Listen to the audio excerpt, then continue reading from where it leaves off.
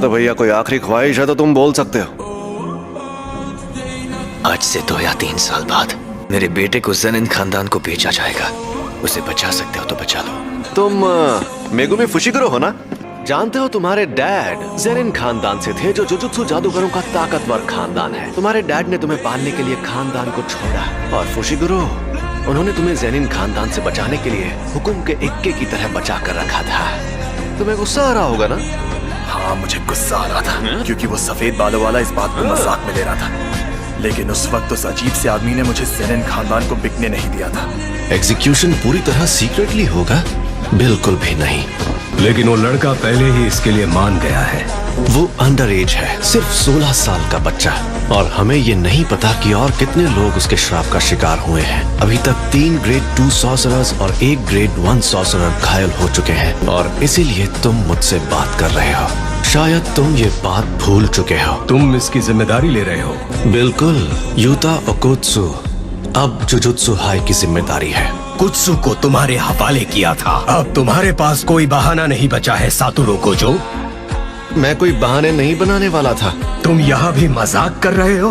अगर रिका ओरिमोटो बेकाबू हो जाती, पूरे शहर को तबाह कर सकती थी। मैं अपनी जान पर खेलकर भी ऐसा होने से रोकता। उसे कुछ वक्त के लिए छोड़ दो, देखते हैं क्या होता है। भूलो मत, यूता ओकुत्सु की सजा बस थोड़े समय के लिए खारिज हुई है। और तुम ये बात मत भूलना कि यूता ओकोत्सु के सर पर मेरा हाथ है। सच में ये स्कूल डायरेक्टर्स नीम चढ़े करेले हैं। मुझे ध्यान रखना होगा कि मैं इनकी तरह ना बनूं।